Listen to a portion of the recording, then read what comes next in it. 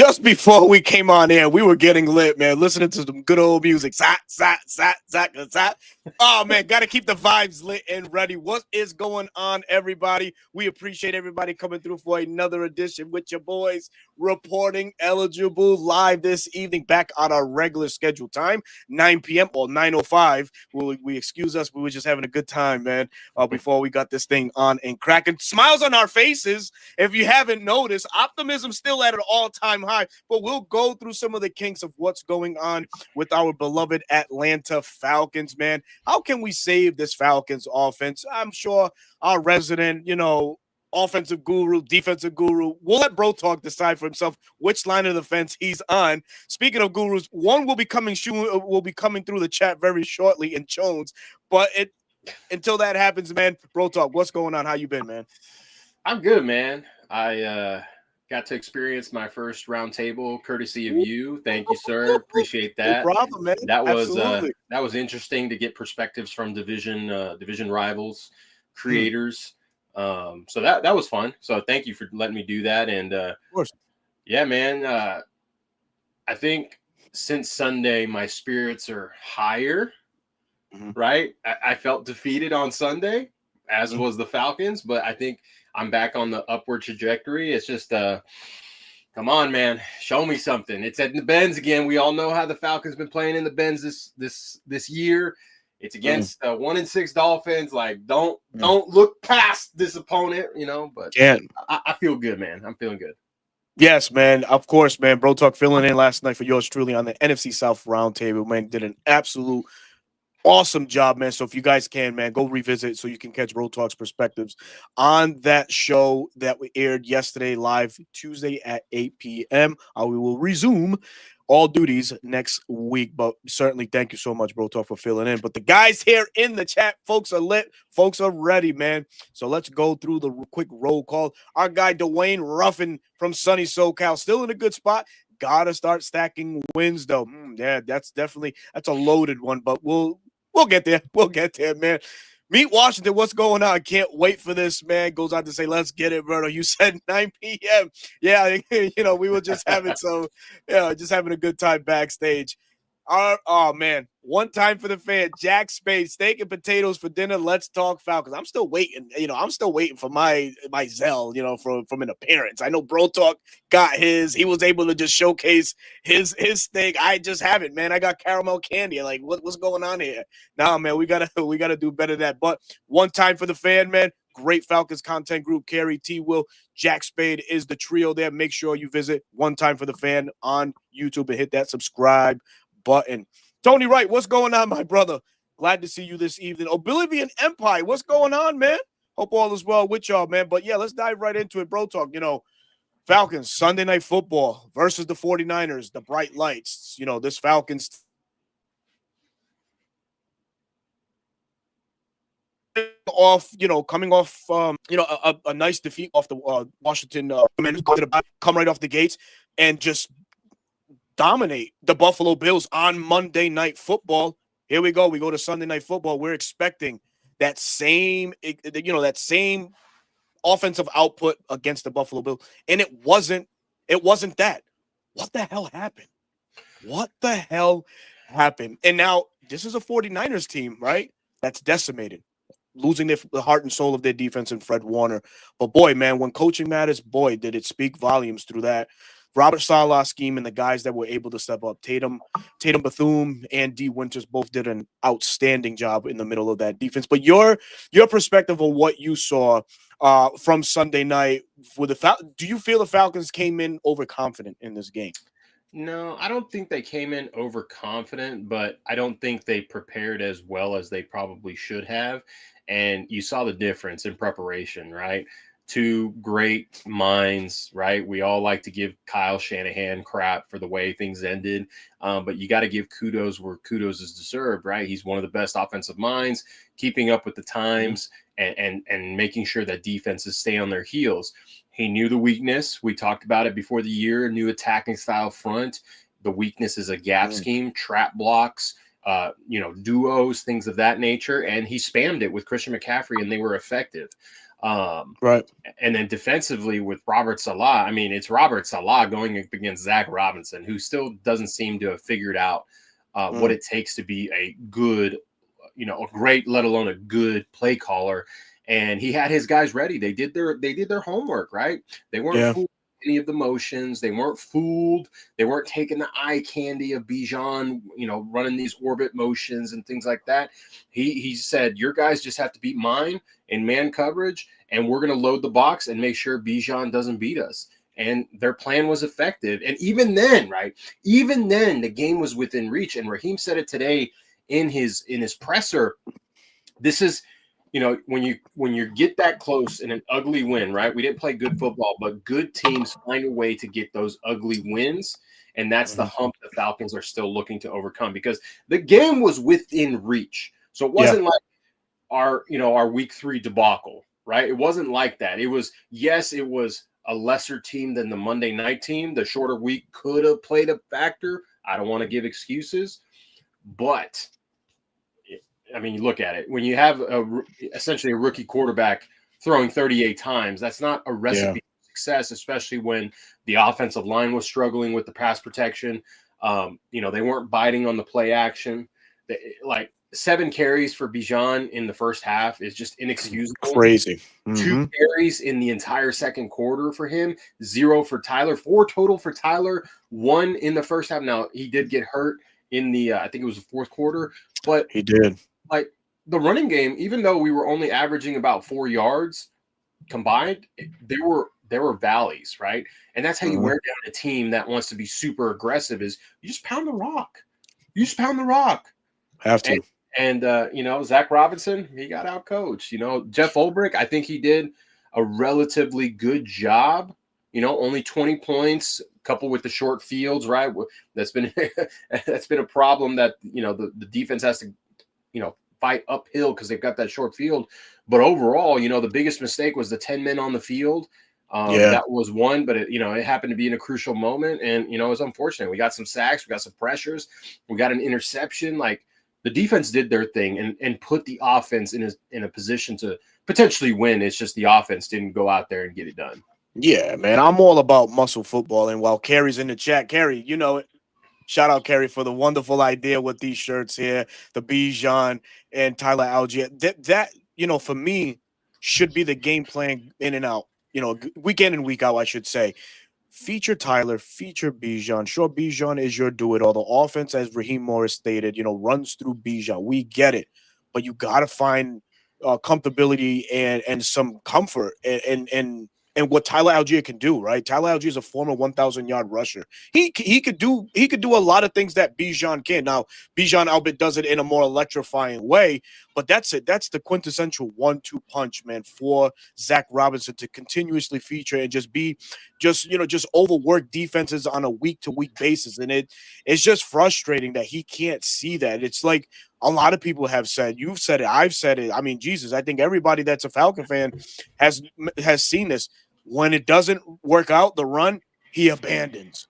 So why not try and, just infuse different tendencies, less motions that are predictable when like Charlie Warner going, like even the 49ers were going, all right, we knew it was run. Charlie Warner, he's in motion 9 times out of 10 or 10 times out of 10. That's a run to the side that he is. Sure, they did some misdirections on Sunday night. Some, they threw a couple wrinkles, but the offense should not be stagnant in big games like this. There's too many offensive pieces on this Falcons ball club. And Zachary Robinson, you got to get your head out your ass, man. You have to, man. I don't know, man. I don't know how else to explain it. I know he's a year 2 coordinator. Obviously, his growing pains are his growing pains. He's still trying to latch on to the NFL world in terms of play calling and really maybe learning defenses overall and what they do every year. Defenses evolve. They do things differently, different looks. Maybe might be the same scheme, but just different disguises. And maybe that's what's throwing him off. He's not seeing defenses like he should in his second year. Could that be what it is that's holding up, this offense and Zach Robinson progressing? Man, there was a video circulating through Twitter by Tyler DeSania, I think is his name. Wonderful video. Yep. Dolphins creator, right? Obviously, Mhm. he's getting prepared for the Falcons, right? That's who we play this week. And he pointed out the obvious. Like when we do run play action, which we're the few, we run the fewest by a large margin. It's not Large. like, Yep. we're only a couple plays difference. No, it's a large margin.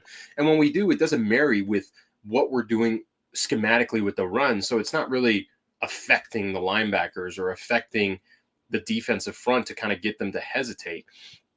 It's really frustrating to see that when you do run play action, it's not effective. And I agree with Keith's comment here. Kirk, being a veteran, was able to overcome the deficiencies that Zach has as a play caller because he's been in the league for so long. And when you have a younger quarterback, it doesn't always work out that way. Even we use him as an example, right? We're not saying he's going to be him, but Matt Ryan, right? He's third overall pick, thrown into the fire right away.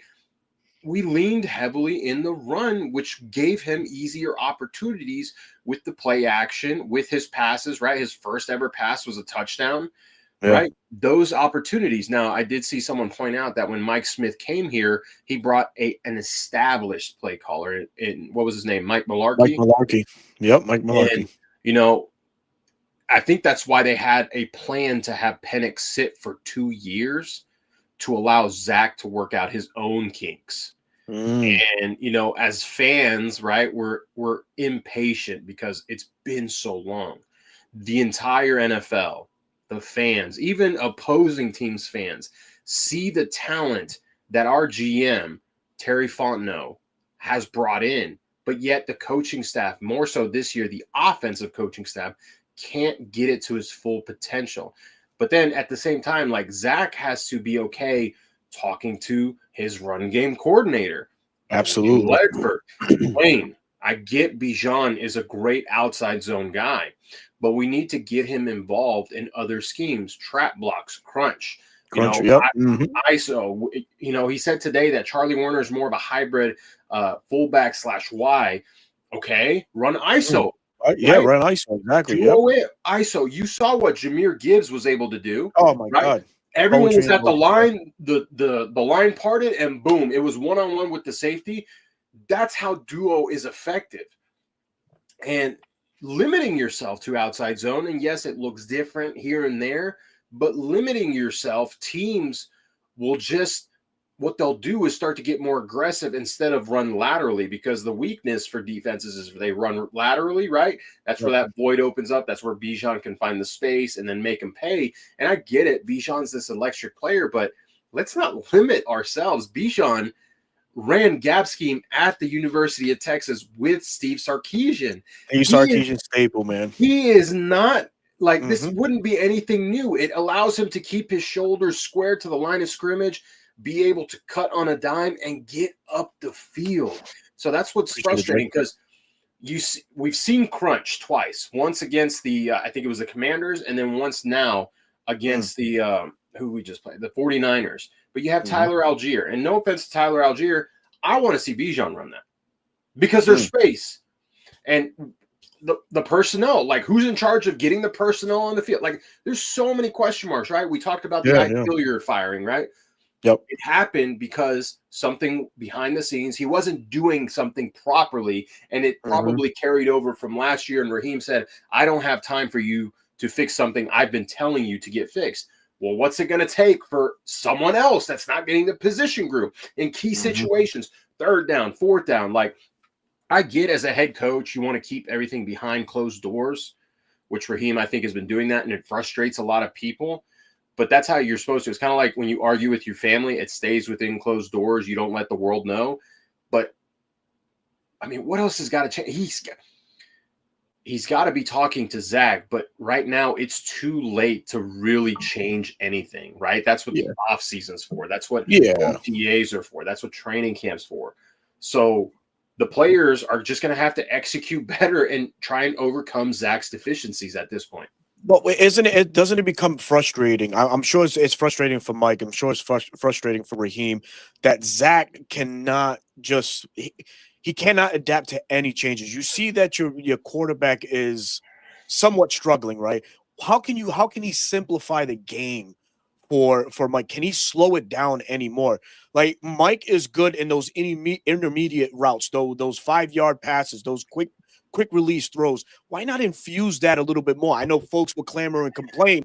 Yeah, we don't have the receivers that have that yak, right? That yards after the catch style burn. I mean, but I, listen, Drake London, he's proven listen, to do so. Even listen. Darnell Mooney, Well, my argument there is look at Puka Nakua. He's not the fastest guy. he's Drake not Drake exactly. is probably just as fast as him, and Puka racks up the yak. You don't have to be Yep. the fast. You don't have to be You Tyreek don't. Hill fast.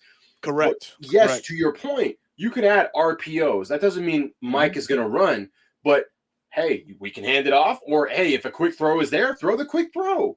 Let Yeah. your skill players take over. That alleviates the pressure from your running quarterback. That if you want to take a shot, it might open up, and you may actually have an opportunity to use Mike's best attribute, which is his arm. But right now, it's like they're trying to fit this offense like, hey, you're Matthew Stafford. Michael Penix is not No, Matthew it's not. Stafford. They That need that to, comes with time. that comes with time. And sometimes it feels like, okay, Mike, you've got this strong arm. We know you can fit it in tight windows. This is what we're going to run. And that's what we're going to stick with. Yeah, and Tyler also did a great job. Just talking about play action, how broken it is. Right? It's just there's no creativity whatsoever behind it. They show one thing, and they predominantly do that one thing. They don't show any creativity off of it. So you're not fooling any defenses whatsoever. You're not taking advantage of just actually sucking in those linebackers to rush, the gaps that would be to leave voids behind the defenses. Atlanta, or I shouldn't just say Atlanta, but Zach has to do a better job just calling a cleaner game, calling a much better flow to a game. I just feels like he'll do one a good 2 plays, and then it's like, well, what the fuck was that? What the hell So was that? What the hell did he call? they say like that's the difference between like a really good or great offensive coordinator and then just a guy with the title, right? A great offensive coordinator not only has a flow, but it's almost like they're telling a story, right? It flows Yeah, like a it story. That flows. Mhm. Sean McVay, Kyle Shanahan, right? Who's another one with Ben Johnson. Even the new what's the guy's name in Detroit? The new offensive coordinator. There's Yeah. ebb and flow, like right, like Yep. it's there. But with Zach, it's like you said, it's like okay, 2 good plays, and we're just gonna randomly run this play because I think I think I think this will work, right? And Yeah.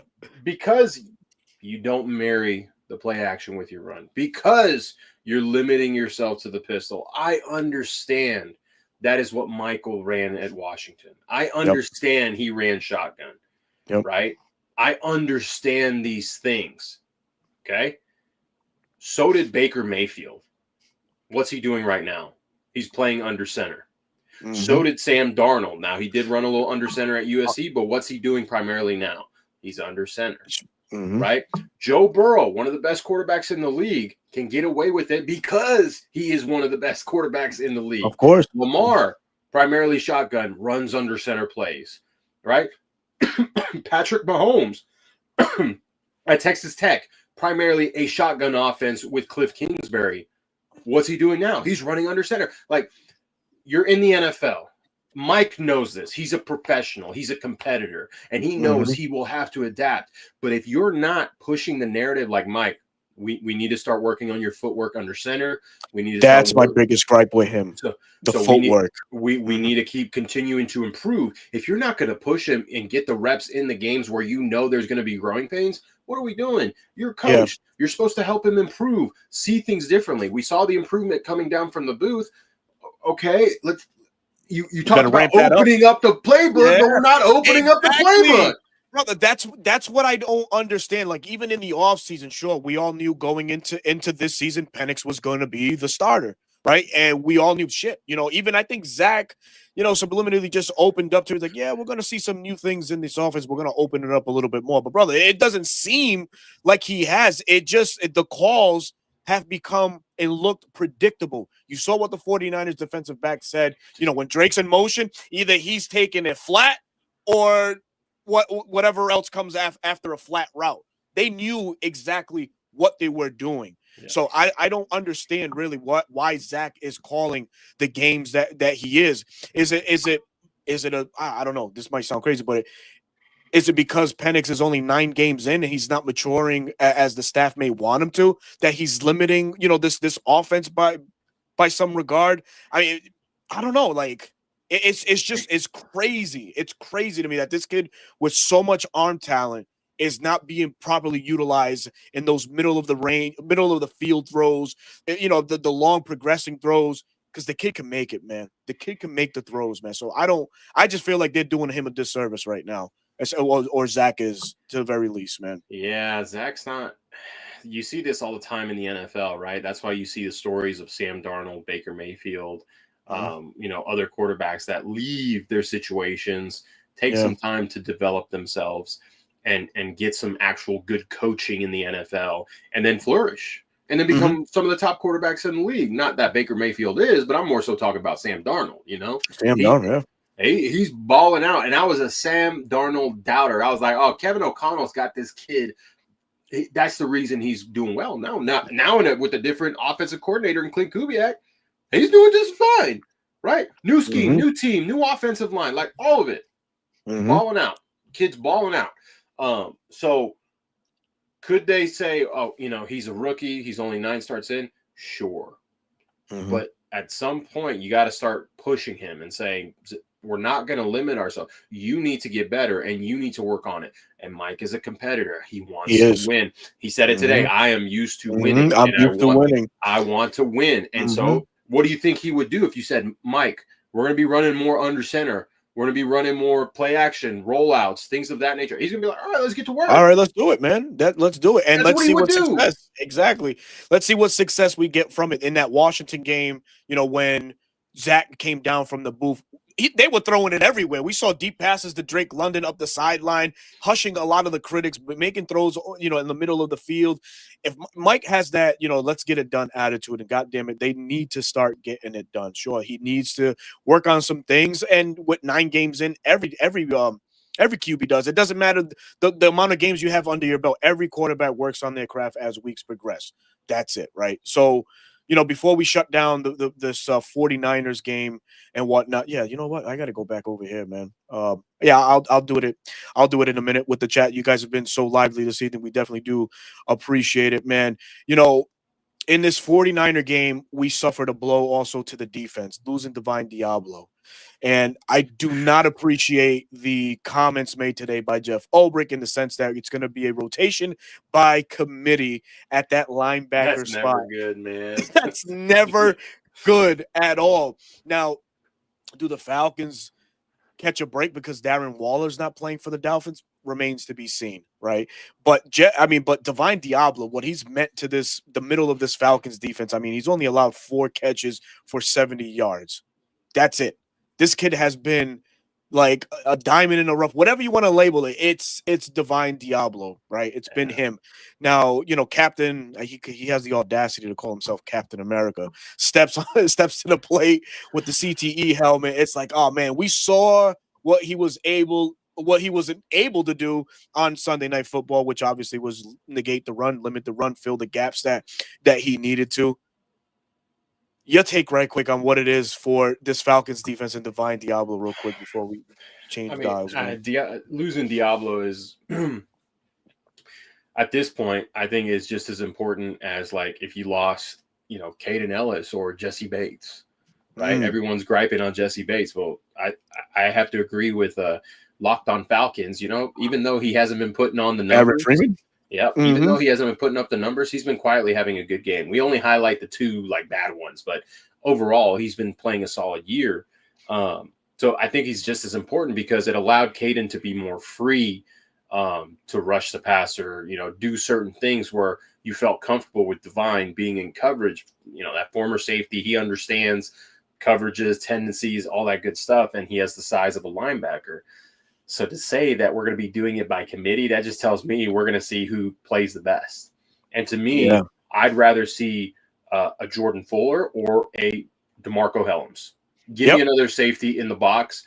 JD Bertrand, hey man, go play your tail off on special teams.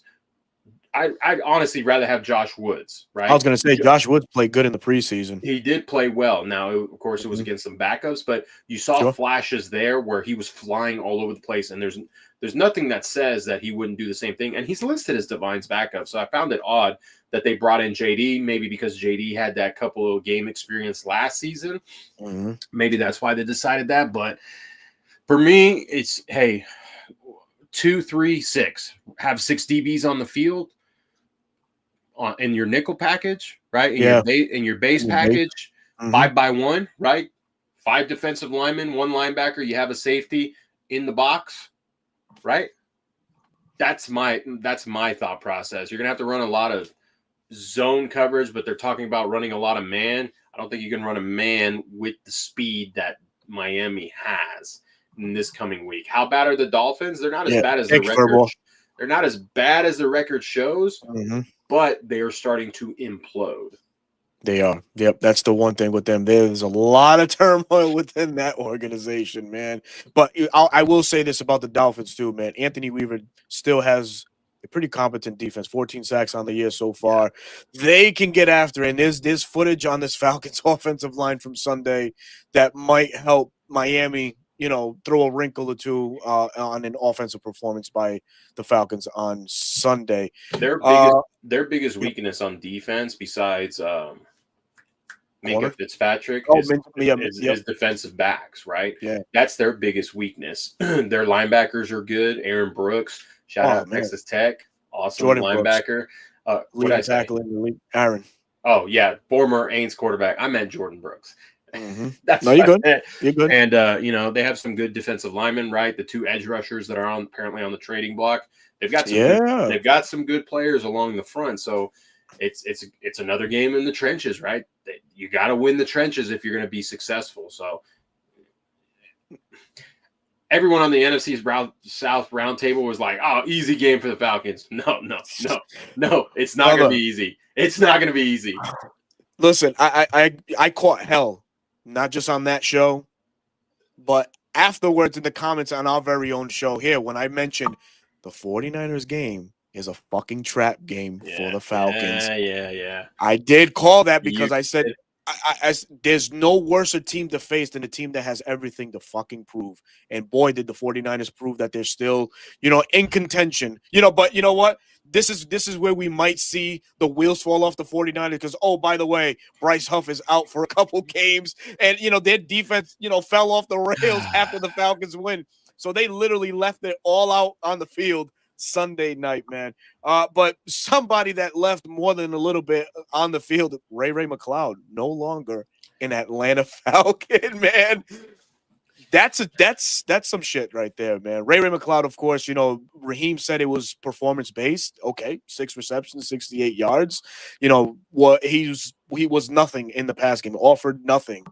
Who steps up, my friend, in this wide receiver room, or do we go and do what everybody else wants and go and trade for that marquee wide receiver? Don't trade for a receiver. Keep your assets. Someone's going to have to step up. They love David Sills, right?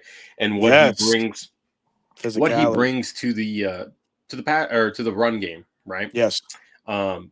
Casey Washington, he hasn't really been doing much, but then again, he's been outshined by Dre, Kyle Pitts, the guys you want for him to be outshined by.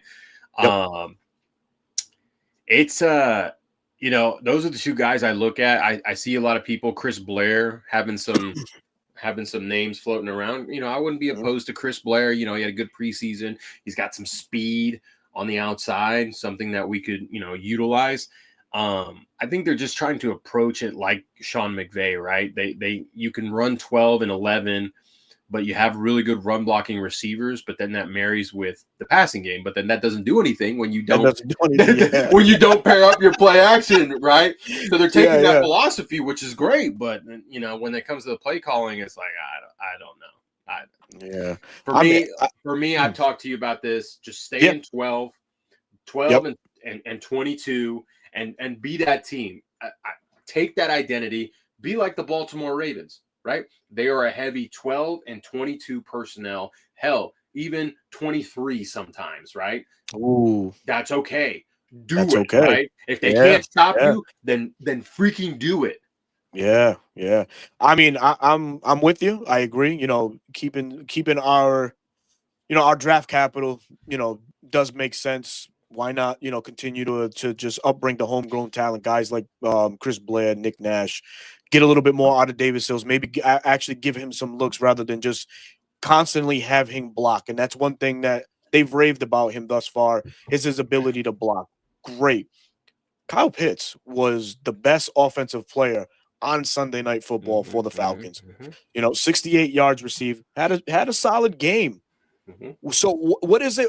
Why can't we just go back to old formulations where, as a rookie, Kyle Pitts did play the X. Kyle Pitts also played the Y. Kyle Pitts played inline, played the slot. He was lined up everywhere. You got your two big body receivers on the outside. You can afford to move in Darnell, which in the run game, he's a pushover in my opinion. But you got more physical presence on the outside that might help a little bit more. But why not Kyle Pitts infuse into the passing game a little bit more? He was a 1v1 matchup nightmare for the 49ers. By the way, I think his biggest receiving output was against the Dolphins in his rookie year. Can we go back to that? Is there a possibility that Kyle Pitts now can get more targets, thrown his way? What do you say? Yeah, there's nothing that says that he can't. It's just a matter of Zach Yeah, Robinson make Will. him the focal point. Pitts' best ability is going vertically, right? Whatever the route is, just going up the field and making a play, or having that one-on-one. We saw it a couple times. One-on-one slant, he boxes the DB out, and he uses his strong hands, big frame body to make the catch. And it's like, why don't we do that more, right? We've been griping about it from the past regime now to this one. You drafted the guy 4th overall, right? Highest tight end ever drafted. And it just seems like this team, doesn't matter who the play caller is, we just don't know how to use him.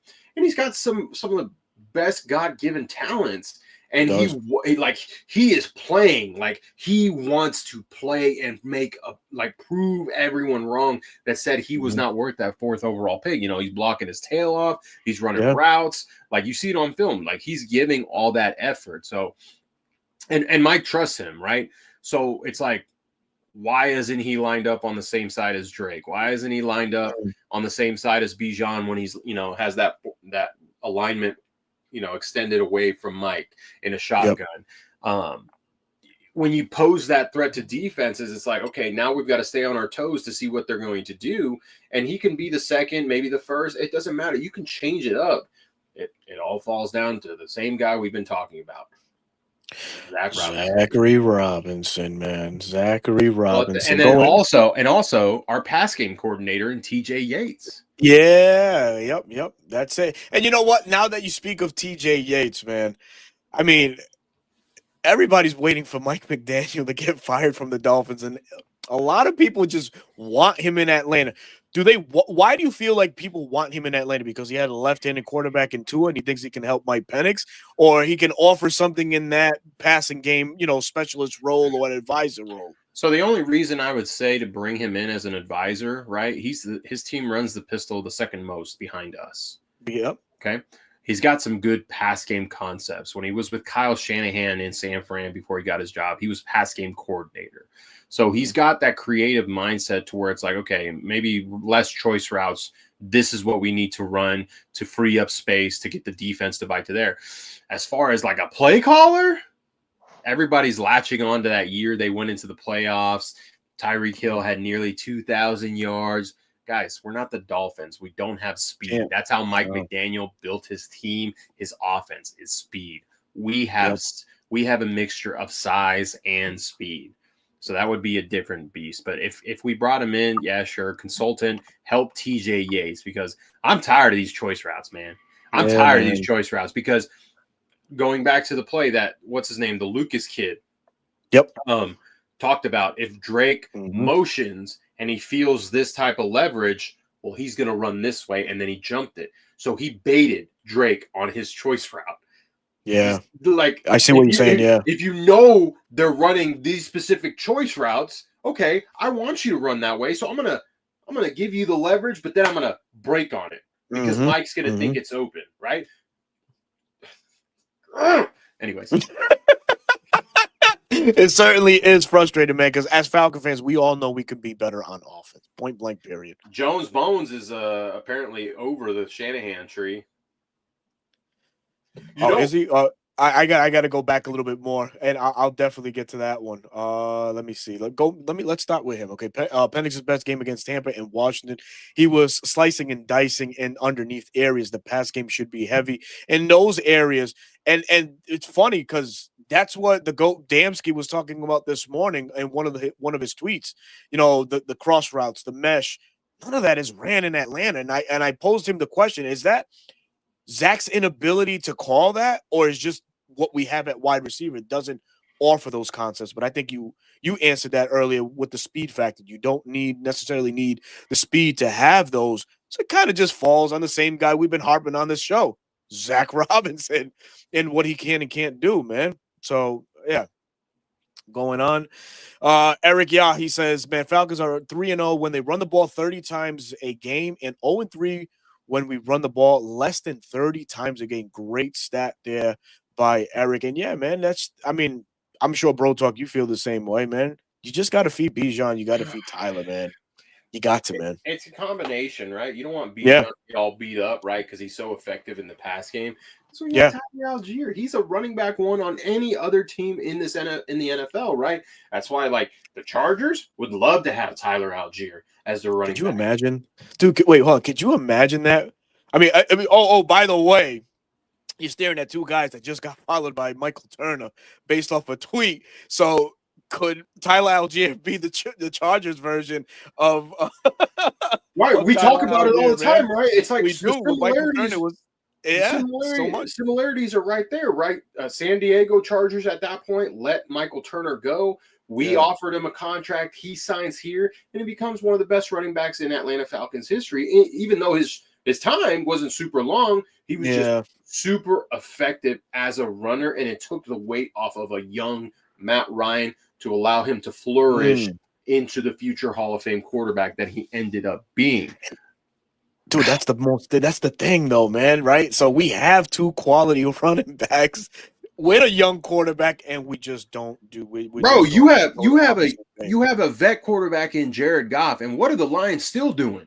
Fucking two run the damn badass running backs in Montgomery. Run the damn ball.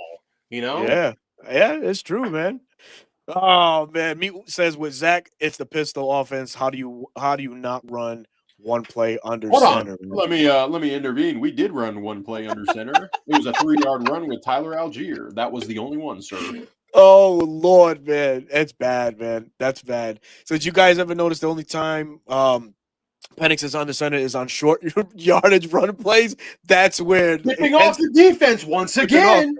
Yeah, yep. Oh, Lord, that's the thing, right? Isn't well, man, that's the asinine part, right? It's like our offense through 9 games have become so predictable that in a matchup against the Dolphins, would you expect the Falcons not to have a big point output because of what everybody else has been able to do in order, to just limit our explosive, but our offense in total. So yeah, I mean, I think it's a possibility, man. It really is that the Dolphins can fucking slow us down, man. It's crazy. But yeah, we've seen weirder things. For us is, you have CTE to a Tagovailoa on the other side. So, Jesse Bates probably will get his first interception of the season. Hell, AJ Terrell may get one. So, yay. Jay, who's going to have a good day? Sack Harrison. Yeah. I saw that today on Twitter. Sack Harrison leads all interior defensive linemen in sack rate.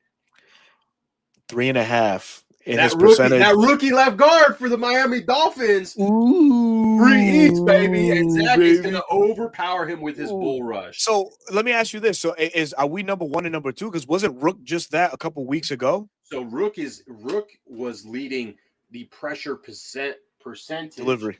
Hold on. What are we doing? Hold on, we got a visitor. That's working right now. I gotta hold on. Time out. I'll be right back.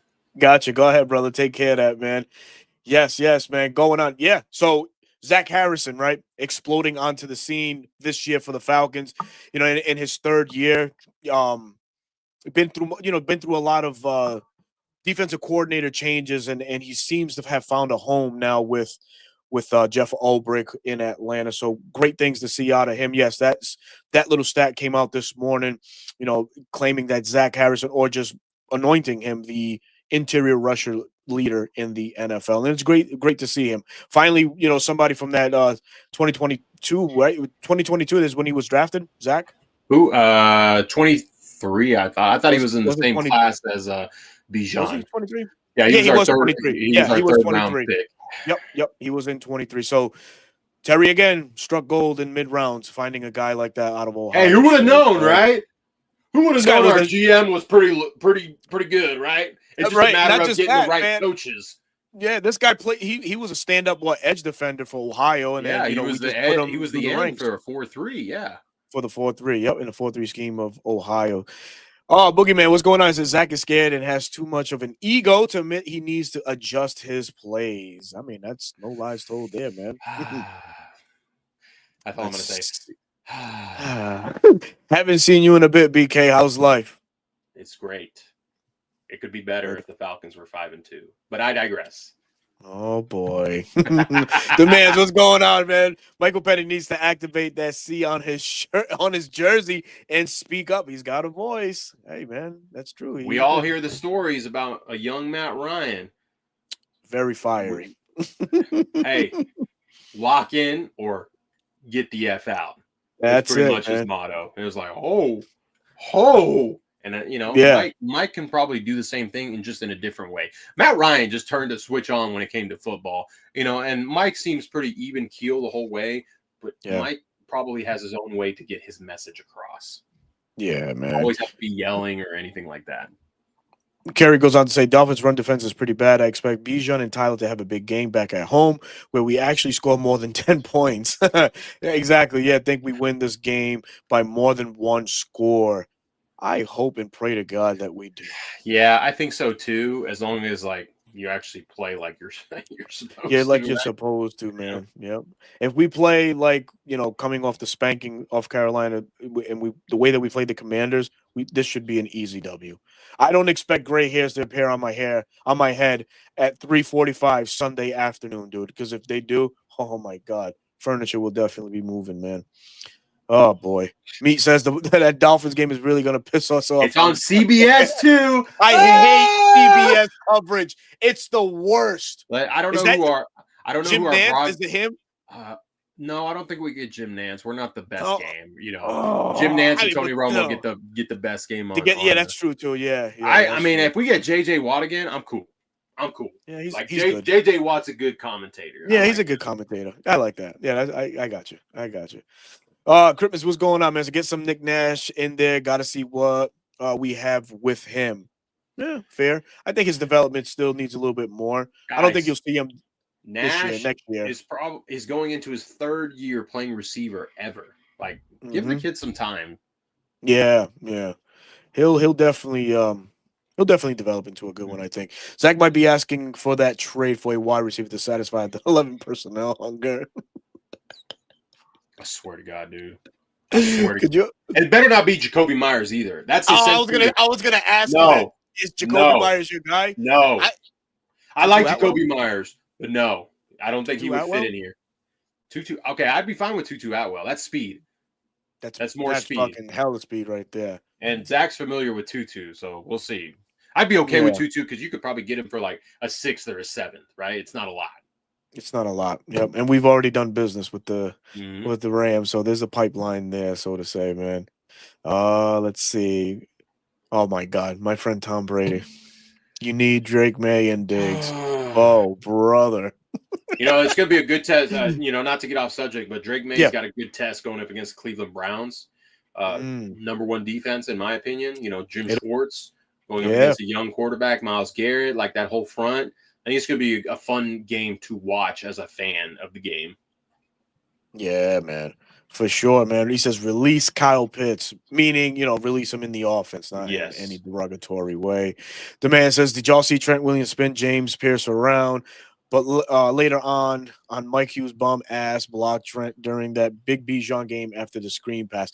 I listen, for me personally, I love that James Pierce had to go one-on-one with Trent. One of the best in the league, the best offensive Yeah. tackle in the league.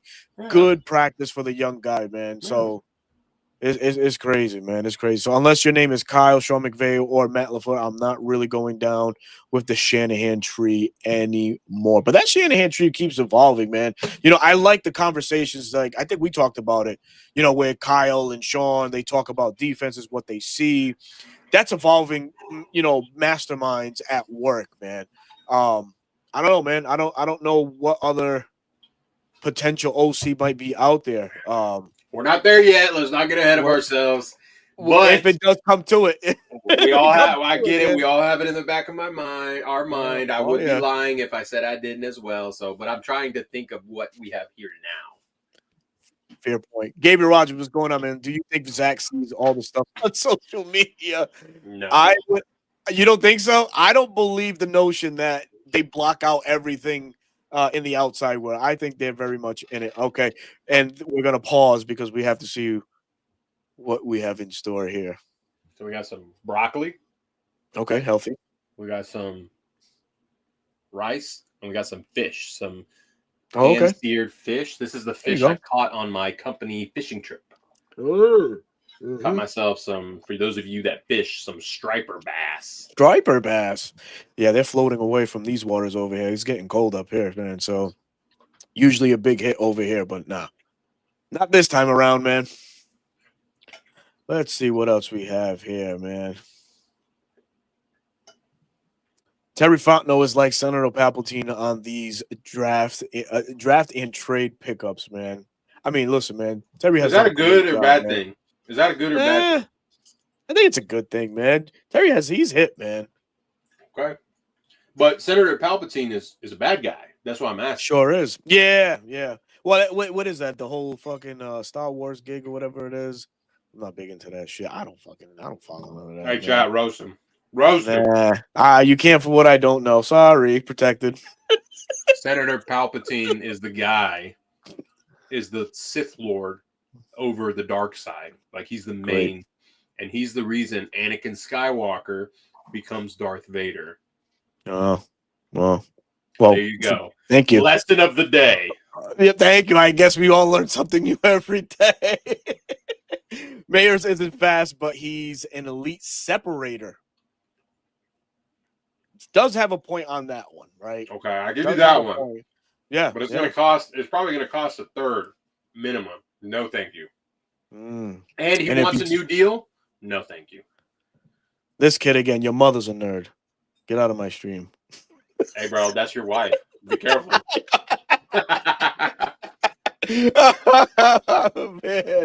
Oh man. Berto saying Star Wars is for nerds. I can see it in his eyes. He really is. He doesn't know what he's missing out on. Because Star Wars, I'm not a big Star Wars nerd, but I enjoy Star Wars. Like it's legit. Yeah, dude, I just never got into it, man. I just never have, man. Sorry. All right, man. We only got about 10 more minutes left. Let's just talk a little bit more about this this Dolphins game. Do you see anything on that offense posing a threat for this Falcons defense? We saw CMC do what he does best. Devon Achane, not comparing the two, but the running is what really hurt us, man. I'm sorry. No, you're good, brother. You're good. You're good.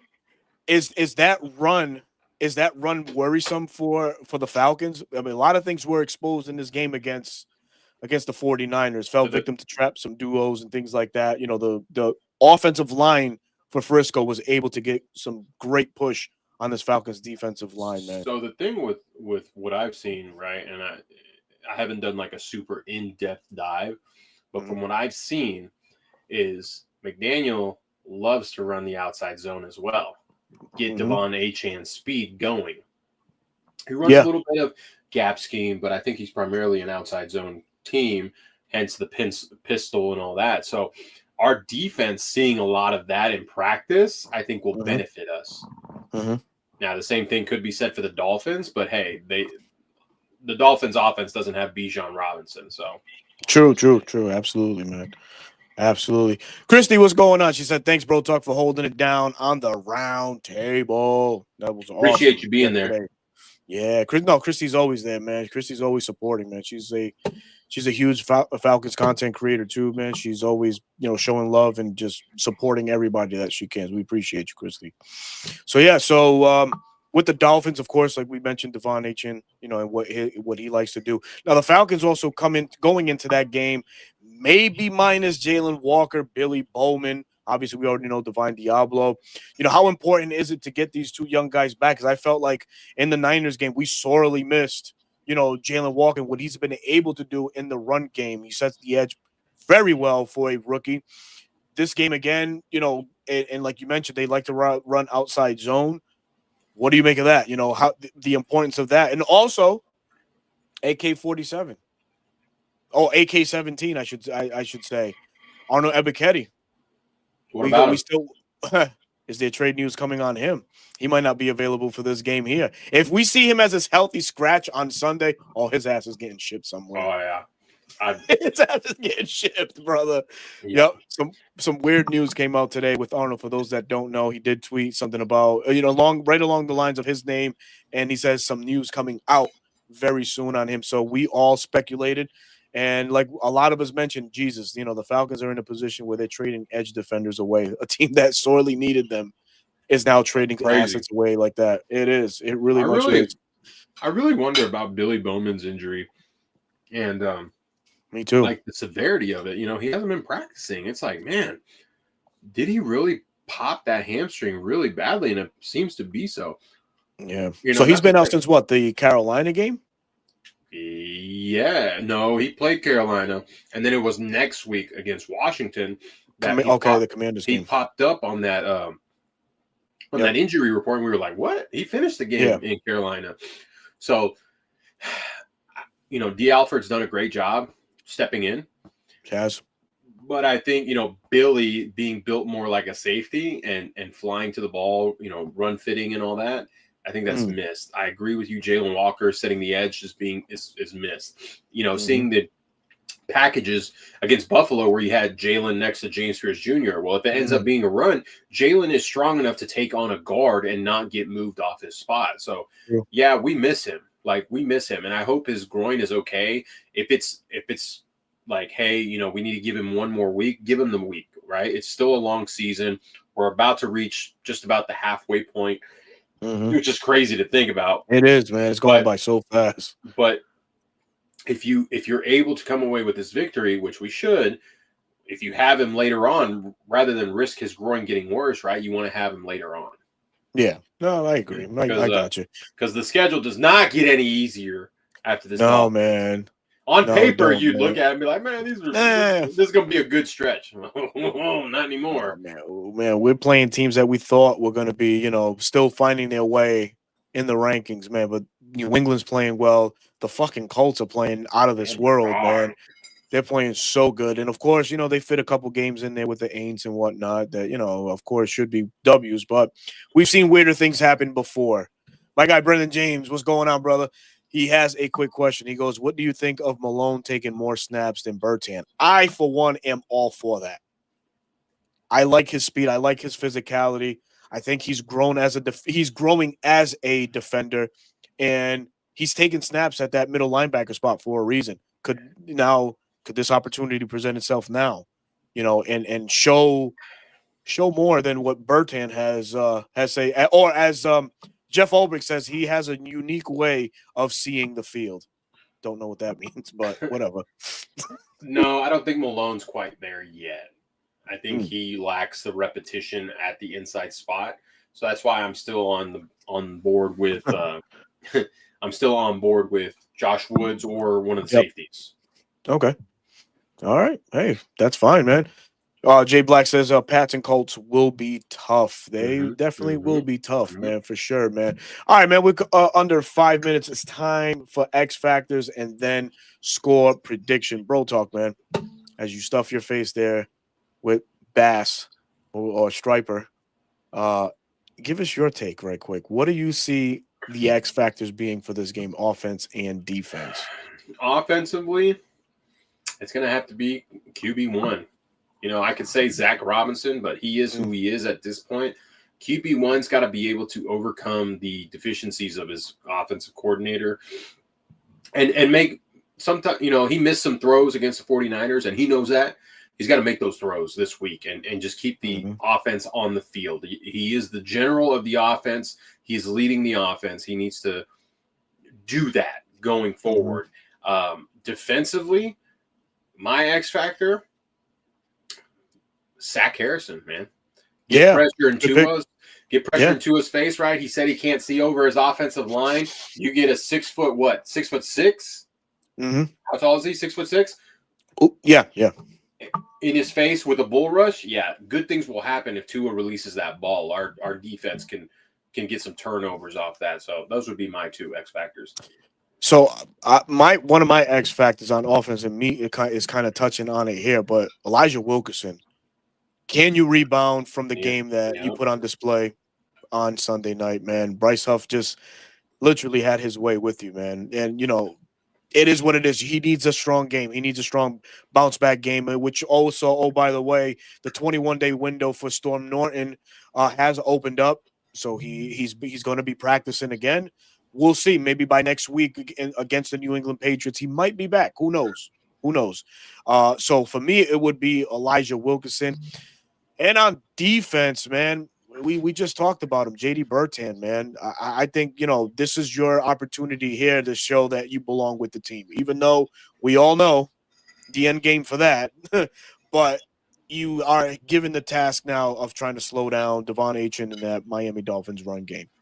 That's just what it is for me. So J.D. Bertan, Elijah Wilkinson. Folks in the chat already saying it's Zach Robinson, obviously, for some. And then you're not wrong for that.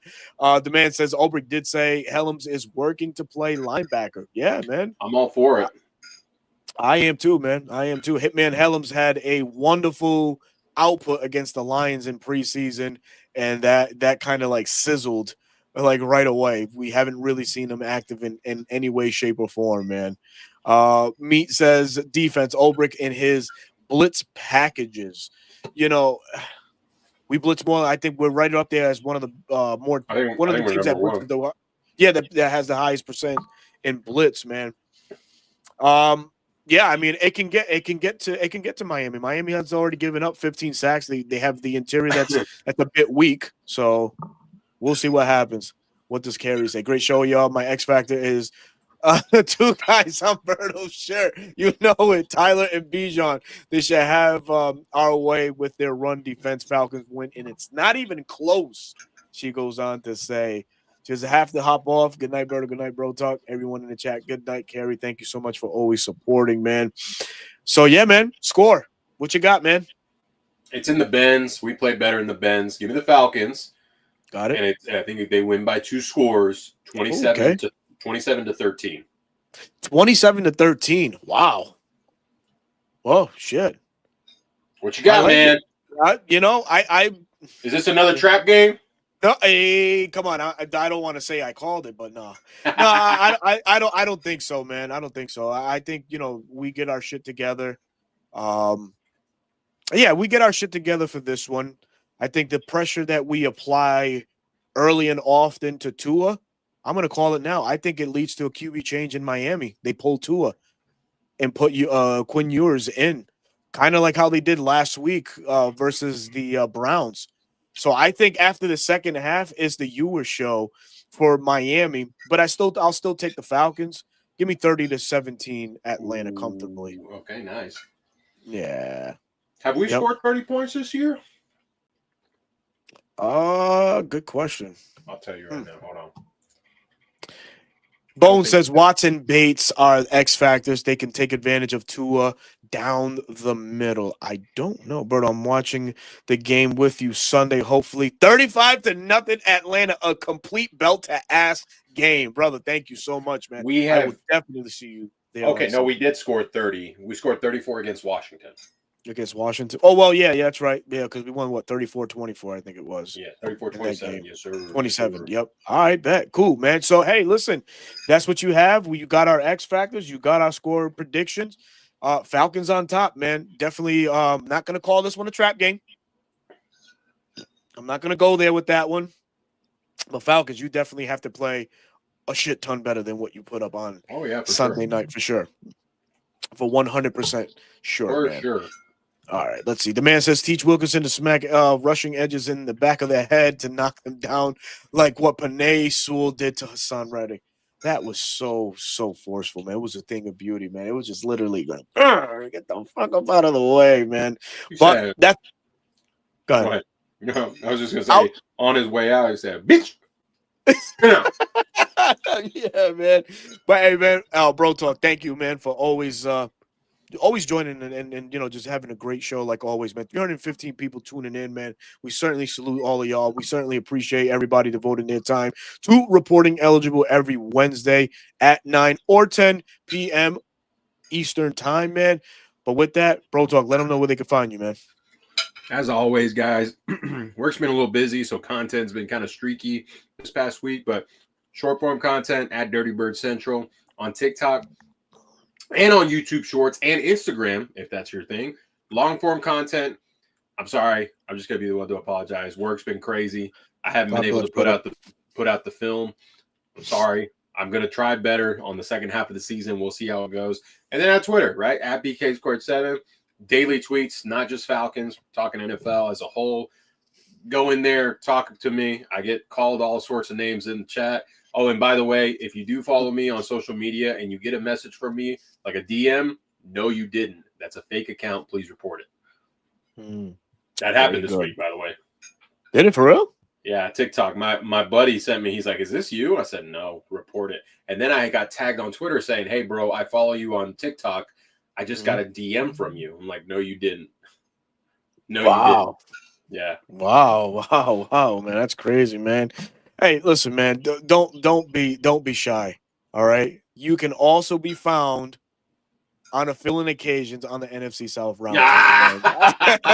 So yes, that on occasion, definitely. Yes, that definitely. Anytime I'm not on, Bro Talk will be the guy. Bro Talk is known as my little brother on that one. That's because of the chat. Nothing more, nothing less. Yes, that's funny. I don't know why. I am younger than Berto, by the way, so it works.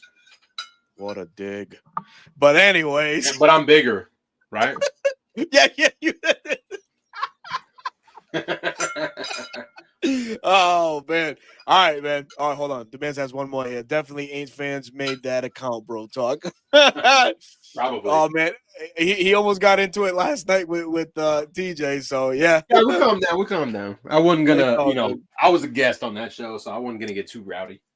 You're good, brother. You're good, man. But all right, man, we're going to come to a conclusion here. Your boy Berto, host of the 95 North Falcons talk show, and also your host here on Reporting Eligible Live, like I mentioned, every Wednesday night, 9 or 10 p.m., given the circumstance. But we will be bringing you that fire every Wednesday. You can also catch me on the NFC South Roundtable, 8 p.m. every Tuesday night. And I am your consistent face on Bleacher Report as well, Monday through Thursday, short form content there.